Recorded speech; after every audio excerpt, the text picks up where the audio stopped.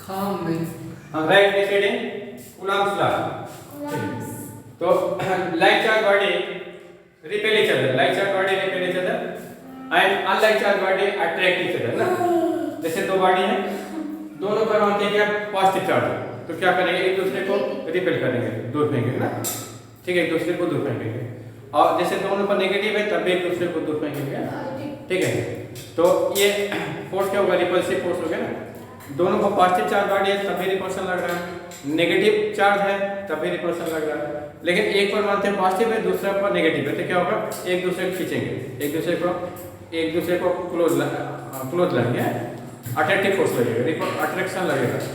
तो जैसे unlike charge body तो अट्रैक्ट होता है और लाइक चार्ज बॉडी क्या होता है, रिपल्सन लगता है। तो ये अट्रैक्टिव फोर्स रिपल्सिव फोर्स का मान किस पर डिपेंड करेगा, जैसे बॉडी पास है तो ज़्यादा फोर्स से रिपल करेंगे, ज़्यादा फोर्स अट्रैक्ट करेंगे, दूर है तो कम फोर्स अट्रैक्ट या रिपल करेंगे।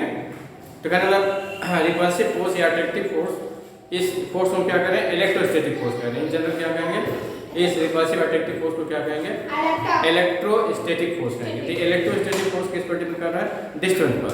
अगर डिस्टेंस कम है तो फोर्स ज़्यादा है ना, और डिस्टेंस ज़्यादा है तो फोर्स कम है। और किस पर डिपेंड करेगा, मैग्नीट्यूड ऑफ चार्ज पर डिपेंड करेगा। ज़्यादा चार्ज होगा तो ज़्यादा रिपल्सन लगेगा, ज़्यादा कम चार्ज होगा तो कम रिपल्सन लगेगा, कम इलेक्ट्रोस्टैटिक फोर्स लगेगा। तो फोर्स का जो मैग्नीट्यूड है ये किस पर डिपेंड करता है, magnitude of charge Q1 Q2 पर डिपेंड करेगा, और डिस्टेंस बिटवीन देम ना, इनके बीच क्या डिस्टेंस इस पर डिपेंड करेगा ना।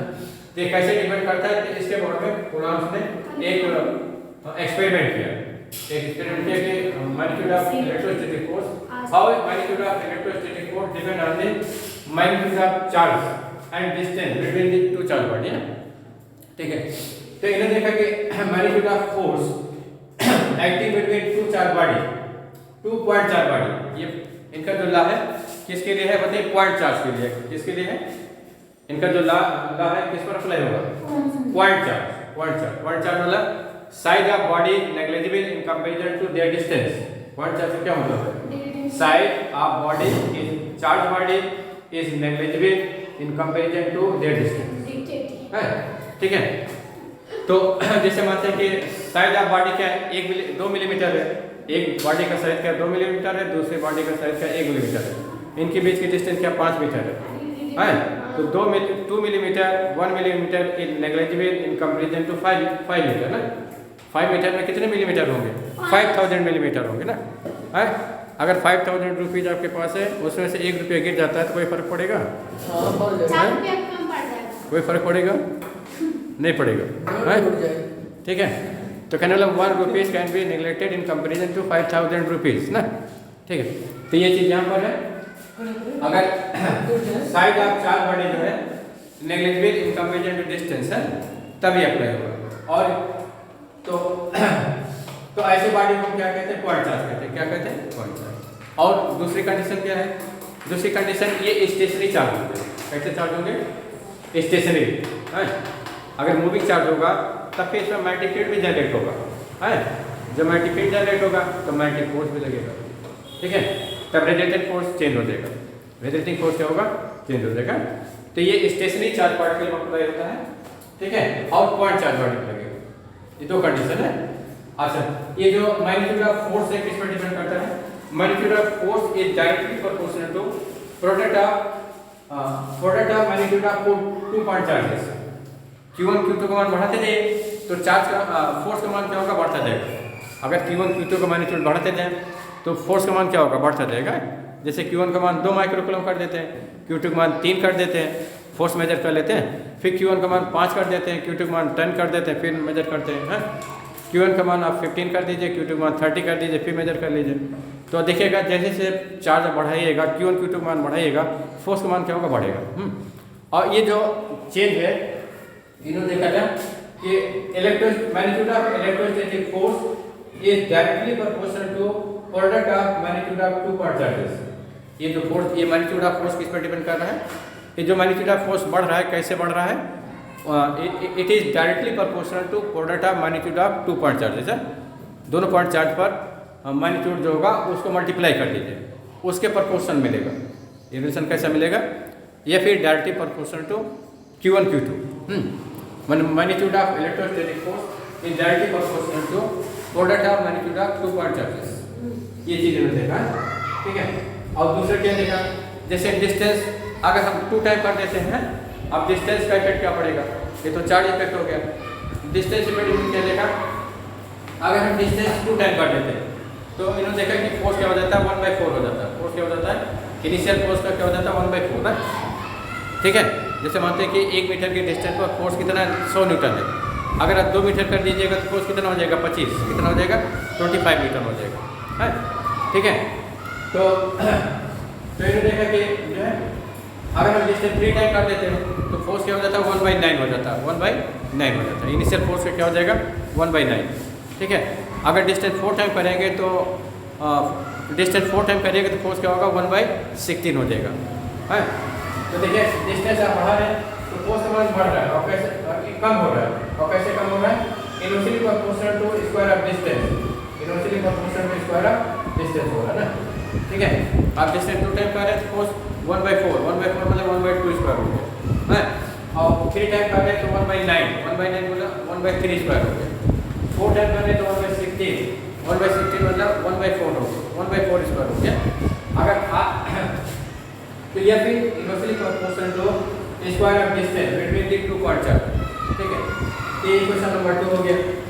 तो इस तरह से electrostatic force between 2 point charge body is directly proportional to product of magnitude of 2 point charge and inversely proportional to square of distance between them. ये चीज मैंने पॉइंट किया ना, ठीक है। अभी दोनों रिजल्ट को क्या करते हैं, कंबाइन कर लेते हैं। दोनों रिजल्ट क्या कर रहे हैं, कंबाइन कर ले रहे हैं। तो कंबाइनिंग रिजल्ट 1 और 2 जो इनका एक्सपेरिमेंटल रिजल्ट है, इन्होंने क्या किया, इसको कंबाइन कर दिया, कंबाइन कर लिया। तो कंबाइनिंग 1 और 2, कंबाइनिंग 1 और 2, तो 1 और 2 को कंबाइन करिएगा, कंबाइन करिएगा तो क्या मिलेगा, यह फिर directly proportional to U1 upon R square, ये मिलेगा, है ना, ठीक है। तो electrostatic force between 2 point charge is directly proportional to product of magnitude of charges and inversely proportional to the square of distance between them। ये आप ये इसका स्टेटमेंट है, कूलम्ब लॉ का स्टेटमेंट, ठीक है। तो अब जो है इस प्रोपोर्शनल साइन को हटाने के लिए क्या करते हैं, एक यहाँ पर प्रोपोर्शनल साइन है, इस प्रोपोर्शनल साइन को हटाने के लिए क्या करेंगे, एक कांस्टेंट यूज करेंगे, क्या करेंगे, कांस्टेंट यूज करेंगे। तो कांस्टेंट क्या हो जाएगा, F इक्वल टू हो जाएगा K times Q1 Q2 by R square, K times Q2 by R square. इस प्रोपोर्शनल साइन को, ये प्रोपोर्शनल साइन है ना, इस प्रोपोर्शनल साइन को हटाने के लिए कांस्टेंट K का यूज करते हैं। ये कांस्टेंट क्या कहलाता है, कूलम्ब कांस्टेंट कहलाता है। क्या कहलाता है, कूलम्ब कांस्टेंट, है। ये कांस्टेंट क्या कहलाएगा, कूलम्ब कांस्टेंट कहलाएगा, ठीक है। कूलम्ब कांस्टेंट, क्योंकि कूलम्ब ने रिलेशन दिया था इसलिए इस कांस्टेंट का नाम कूलम्ब कांस्टेंट रखा गया, ठीक है। अब इस कूलम्ब कांस्टेंट की वैल्यू जो है किस पर डिपेंड करेगी, है। कूलम्ब कांस्टेंट K की जो वैल्यू है ये यूनिट ऑफ चार्ज पर डिपेंड करता है। किस पर डिपेंड करता है, यूनिट ऑफ चार्ज। और यूनिट ऑफ डिस्टेंस किस पर डिपेंड करेगा, K की value unit of charge, unit of distance and medium in which 2 charges are placed. और किस पर डिपेंड करेगा, मीडियम, जिस मीडियम में 2 चार्ज रखे गए हैं। तो K की value of K depends on unit of charge, unit of distance and medium in which this 2 charges are placed, ठीक है। ये 2 चार्ज जिस मीडियम में रखेंगे उस पर डिपेंड करेगा, ठीक है। तो चलिए तो एक तो हम क्या करते हैं, डिफरेंट सिस्टम में एक वैल्यू लिखेंगे। तो सीजे सिस्टम K की वैल्यू हम सीजे सिस्टम में लिखते हैं, ठीक है, सीजे सिस्टम। तो सीजे सिस्टम में चार्ज की यूनिट क्या होती है बताओ, what is unit of charge in CJ system, तुम बताओ। Unit of charge in CJ system क्या होता है, सीजे सिस्टम में चार्ज की यूनिट क्या होती है सना,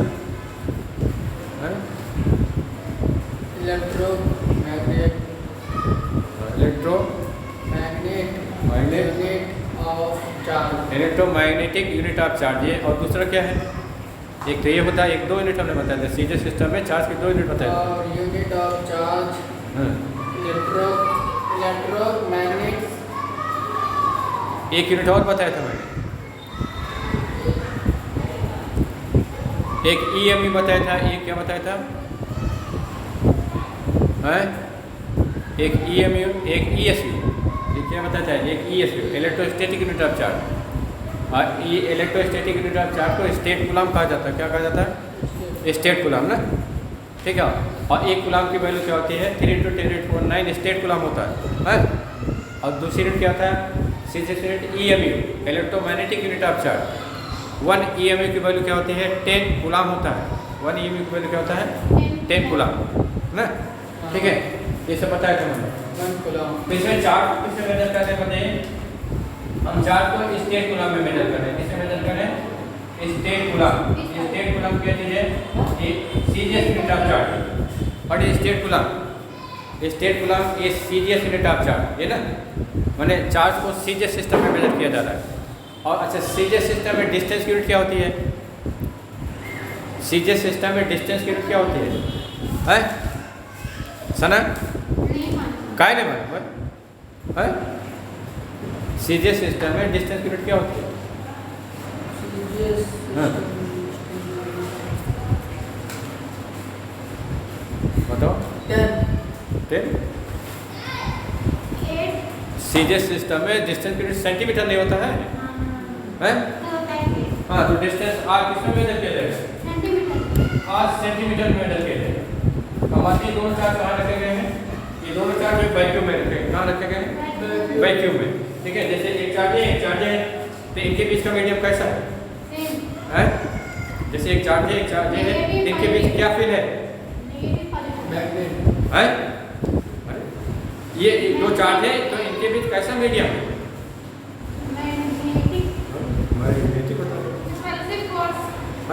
ये जैसे दो चार्ज बॉडी, तो इसके बीच क्या भरा है? मटेरियल।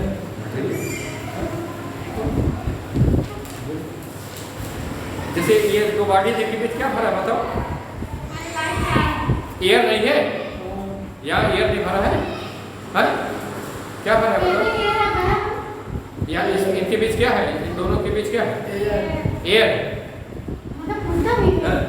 और अच्छा, हम इनके बीच वैक्यूम रख सकते हैं। क्या रख सकते हैं? वैक्यूम मतलब medium in which there is no material particle ना, माने सारी एयर हटा दीजिए तो वैक्यूम हो जाएगा। और तीसरी बात ये है। तो अब बताइए इनके बीच का मीडियम क्या है? अब तो हाँ, जैसे एक दो चार्ज बॉडी है, इनके बीच का कौन सा मीडियम है? एक चार्ज बॉडी ये वाली पेन है, दूसरी चार्ज बॉडी ये वाली पेन है, तो दोनों चार्ज बॉडी के बीच कैसा मीडियम है? ये एयर है, क्या है? एक क्या है? किसका बना है? लकड़ी। तो लकड़ी हुआ ना, वुड हुआ। क्या हुआ? इनके बीच का मीडियम क्या हो गया? वुड हो गया, है ना, ठीक है। तो ये वुड हो गया। अब जैसे मान दिए हैं, इनके बीच का मीडियम क्या होगा? पेपर नहीं हुआ? ठीक है। तो इनके बीच का हम मीडियम क्या रखते हैं? वैक्यूम रखते हैं। क्या रखते हैं? वैक्यूम, ठीक है। मीडियम जो है वैक्यूम रखते हैं। तो vacuum means there is no medium between चार बॉडियां, वैक्यूम, ठीक है। तो इस केस में के का मान कितना होगा? इस केस में के का मान जो है, के की जो वैल्यू होती है 1 होती है। कितना होता है? 1। कूलम कांस्टेंट की वैल्यू क्या होता है? 1।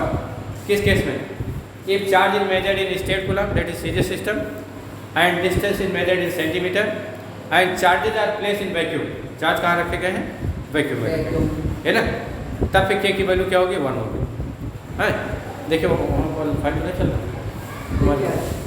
बढ़ जाओ इधर, बढ़। अरे रे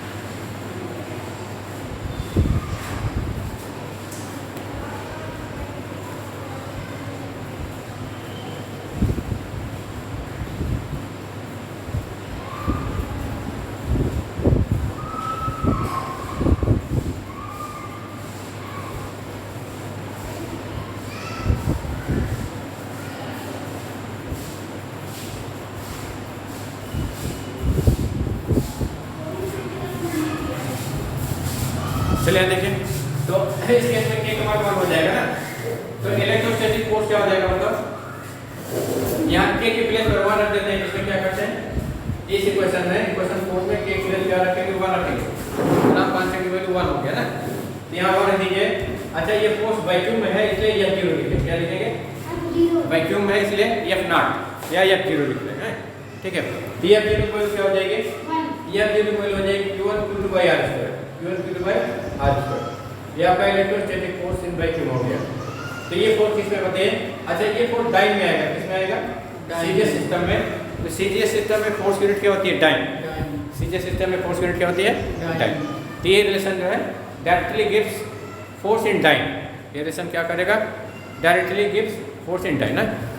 तो ये जो रिलेशन है किसमें होते हैं, वैक्यूम में है और सीजीएस सिस्टम में है ना। ये जो रिलेशन आपने लिखा है वैक्यूम में लिखा है और सीजीएस सिस्टम में लिखा है, ठीक है। अब उसके बाद केस 2 आ जाइए, केस सेकंड। जैसे चार्ज जो है हम एसआई सिस्टम में मेजर करते हैं, किसमें मेजर करते हैं, एसआई सिस्टम में। तो unit of charge in SI system क्या होता है, unit of charge in SI system, अरे वाह, एसआई सिस्टम में चार्ज यूनिट क्या होती है, 0। तुम बताओ क्या, एसआई सिस्टम में चार्ज यूनिट क्या होती है, charge unit unit of charge in SI system centimetre.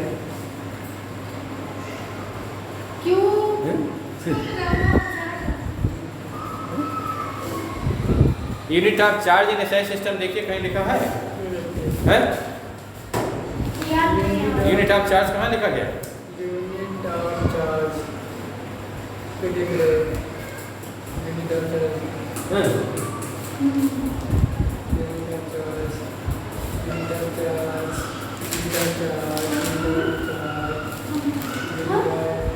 हाँ मिल गया। Unit of charge in SI system क्या होता है, unit of charge system, unit of charge in SI system क्या है, पर यहाँ पे नहीं मिला, हेमंत दी पढ़ लिखिए unit of charge in SI system, जल्दी बताइए।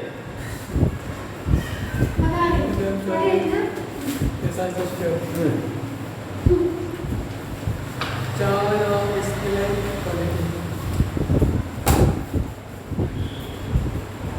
कुछ लिखा नहीं है,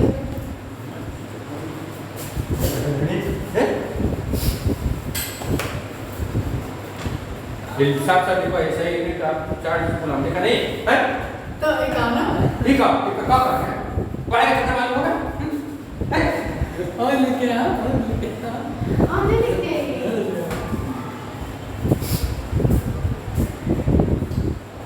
SI system, unit of charge SI system क्या होता है, कूलम होता है, क्या होता है, कूलम। तो Q1 Q2 किसमें मेजर किया जाएगा, कूलम में मेजर किया जाएगा, किसमें मेजर किया जाएगा, कूलम में। और डिस्टेंस आप किसमें मेजर होगा बताइए, SI system, unit of distance in SI system क्या होता है, unit of distance in SI system, तो अरे वाह, डिस्टेंस को किसमें मेजर करते हैं, हाँ एसआई सिस्टम में बताओ, सीजीएस सिस्टम सेंटीमीटर,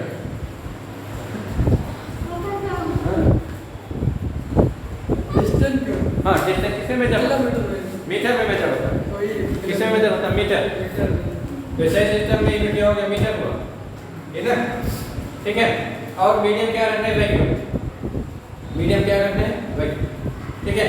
तो इस केस में K का जो मान होता है, कूलम कांस्टेंट की जो वैल्यू होती है 1/4 पाई एप्सिलॉन नॉट होता है, कितना होता है, 1/4 पाई एप्सिलॉन, है, ठीक है।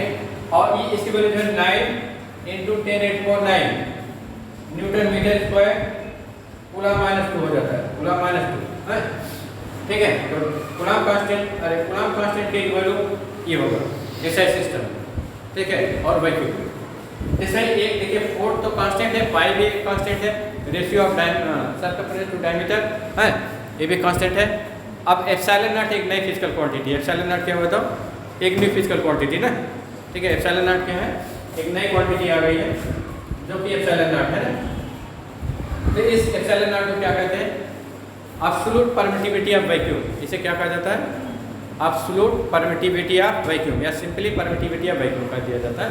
ठीक है, तो ये एब्सोल्यूट परमिटिविटी ऑफ वैक्यूम कहा जाता है, एब्सोल्यूट परमिटिविटी या permittivity of vacuum, absolute permittivity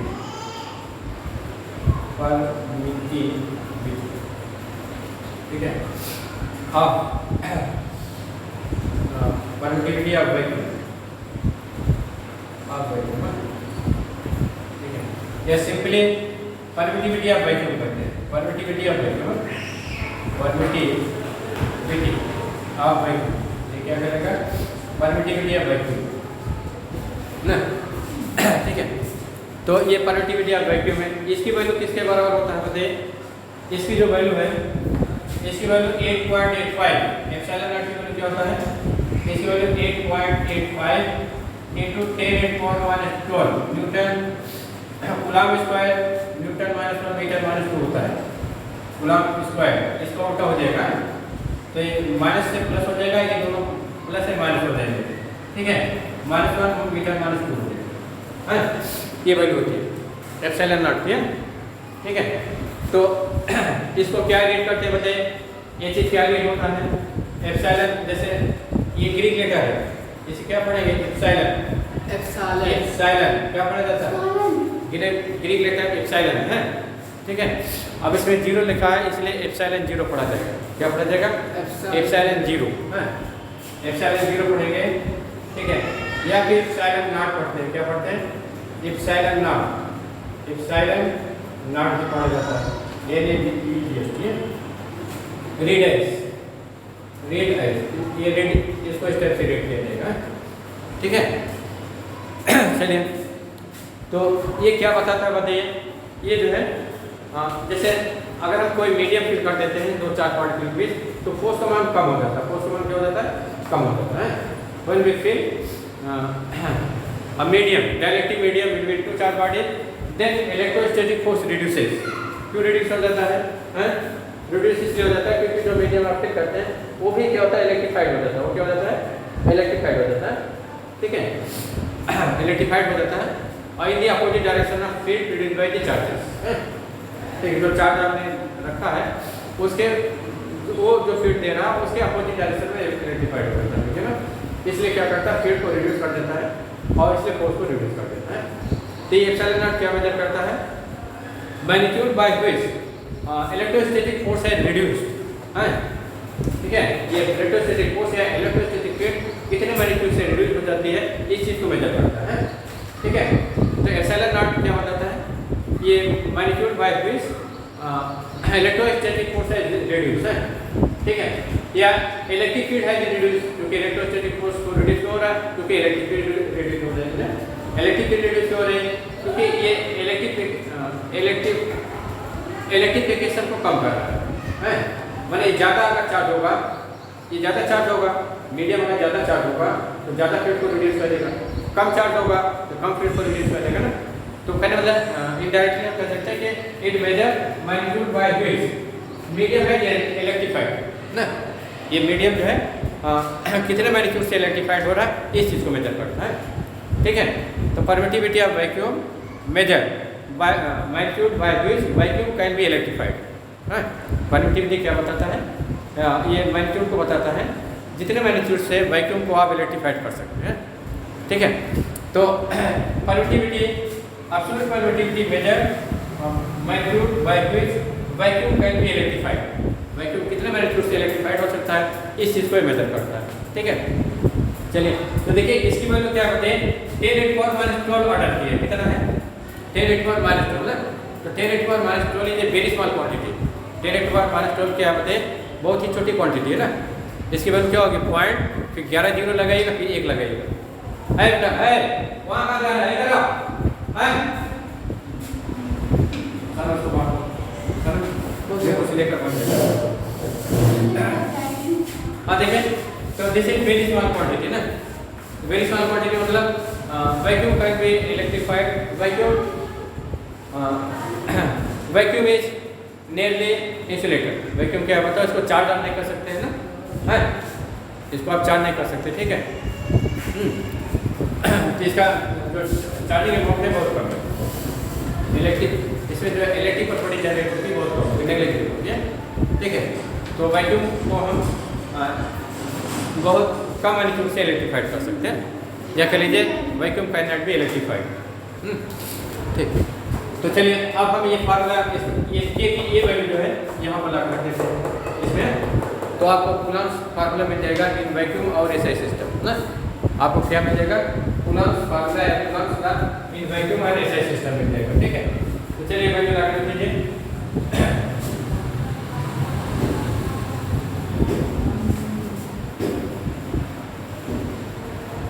चलिए ये आपकी वैल्यू क्या हो जाएगा? ये आपकी वैल्यू हो जाएगी आपकी, देखिए इक्वेशन नंबर 4 में हम क्या करते हैं, के की वैल्यू रख देते हैं, के की ये वैल्यू है ना।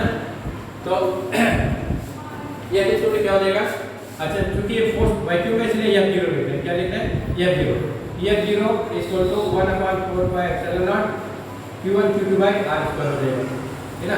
तो this is the electrostatic force between 2 point charge, between 2 point stationary charge in vacuum and SI system. ये फोर्स किसमें निकालना है?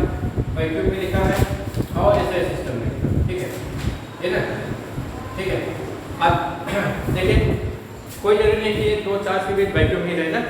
अभी हमने देखा था कि दो चार्ज के बीच हम कोड रख सकते हैं, जैसे यूं एक चार्ज पॉट के लिए है हमारा, दूसरा चार्ज पॉट के लिए हमारा ही है, इनके बीच ही हमने भर दिया, तो अब मीडियम क्या हो गया? कोड हो गया। पानी भर देते हैं तो वाटर हो जाएगा, ठीक है, ठीक है। पेपर भर दीजिए तो पेपर हो जाएगा। तो दो चार्ज पार्टिकल के बीच का मीडियम कोई जरूरी नहीं कि वैक्यूम हो, कोई भी मीडियम हो सकता है, प्लास्टिक हो सकता है, वुड हो सकता है, पेपर हो सकता है, ठीक है, वाटर हो सकता है। तो हम जनरल लिखते हैं इनको any directive medium. Case third है, केस थर्ड में जो है Q1 Q2 क्या करें? एसआई सिस्टम में मेजर करें, कूलम्ब में मेजर करें, किसमें मेजर करें? कूलम्ब एसआई सिस्टम, ठीक है। Q1 Q2 को एसआई सिस्टम में मेजर करें, R को किसमें मेजर करें?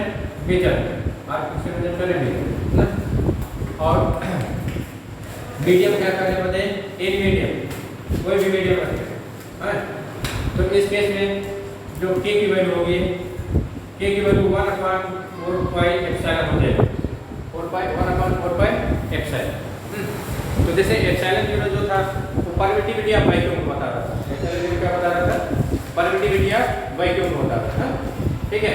यहाँ एप्सिलॉन, इसमें कोई सिंबल नहीं लगा ना, इसमें कोई भी प्रीफिक्स, इसमें कोई भी प्रीफिक्स नहीं लगा, नहीं सफिक्स नहीं लगा। प्रीफिक्स तो पहले होता है, फिर मैंने पहले है, ठीक है। ये इसमें कोई सफिक्स नहीं लगा ना, जैसे इसमें सफिक्स लगा 0, सफिक्स 0 लगा है, ये पर्टिकुलर मीडियम वैक्यूम को बता रहा है ना। इसमें कोई भी सफिक्स नहीं लगा है, ठीक है। तो ये एनी मीडियम को बताएगा, मीडियम में भी वाटर, में भी पेपर, में भी वुड है, में भी एयर, कुछ भी हो सकता है ना, ठीक है। ये क्या कहलाएगा? परमिटिविटी ऑफ मीडियम कहलाएगा। क्या कहलाएगा? Permittivity of medium. वो क्या था? परमिटिविटी ऑफ वैक्यूम, या अच्छा परमिटिविटी ऑफ वैक्यूम को एब्सोल्यूट परमिटिविटी कहते हैं। क्या कहते हैं? परमिटिविटी ऑफ वैक्यूम को एब्सोल्यूट परमिटिविटी कहा जाता है, ठीक है। तो चलिए एप्सिलॉन क्या चीज़ है बताइए? एप्सिलॉन जो है ये परमिटिविटी ऑफ मीडियम, क्या है? Permittivity of medium, permittivity of medium, ठीक है। परमिटिविटी ऑफ मीडियम की परमिटिविटी, ठीक है। तो अब ये वैल्यू हम ला करके इसमें के की ये वैल्यू इक्वेशन नंबर 4 में रख देते हैं, जनरल इक्वेशन आप कॉलम सुना रहे हैं, इसमें हम रख देते हैं के की वैल्यू। तो जब इसमें के की वैल्यू रखेगा तो फोर्स का मान क्या हो जाएगा? मतलब फोर्स आपका हो जाएगा 1/4πε Q1 Q2 by r square, Q1 Q2 by r square हो जाएगा ना। तो ये आपका जनरल फार्मूला हो गया, क्या हो गया? जनरल फार्मूला कूलम्ब्स का ना। तो ये फार्मूला जो है एसआई सिस्टम में, ये फार्मूला किसमें बताइए? This formula in SI system, SI system में है। और किसमें बताइए? एसआई सिस्टम और एनी मीडियम, कोई भी मीडियम हो सकता है, एनी मीडियम, ठीक है। तो ये कूलम्ब्स का फार्मूला होता है। तो इस टाइप से कूलम्ब्स के 3 फॉर्म आपने लिखा है ना, कूलम्ब्स लॉ के 3 फॉर्म लिखा है। एक सीके सिस्टम एंड वैक्यूम, एक एमके सिस्टम एंड वैक्यूम, एक AD system, sorry SI system and vacuum. ठीक है, ये ना, तो ये चीज बस हाँ, तो ये तो कूलम्ब्स लॉ हो गया है। अब उसके बाद देखें नेक्स्ट हेडिंग लिखे डायलेक्ट्रिक ट्रांसलेट। जैसे कॉपी करके किया करो।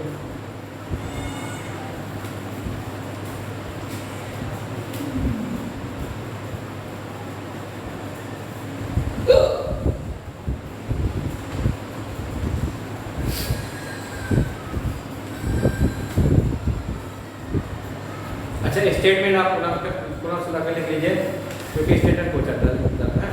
तो स्टेटमेंट क्या होगा बताइए, कूलम्ब्स लॉ का स्टेटमेंट क्या बनेगा है?